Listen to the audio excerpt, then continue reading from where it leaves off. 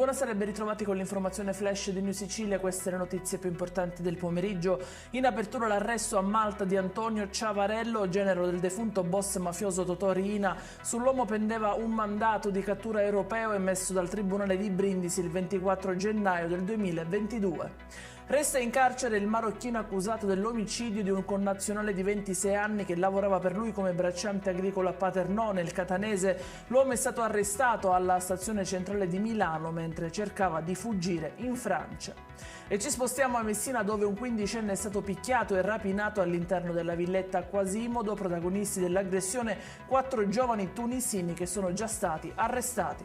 E passiamo alla politica, dove continua ad esserci un solido rapporto del presidente della regione siciliana Schifani e il presidente dell'Ars Galvagno, e quanto emerso oggi da un incontro avvenuto a seguito della bocciatura del disegno di legge per la reintroduzione del voto diretto nelle province in Sicilia.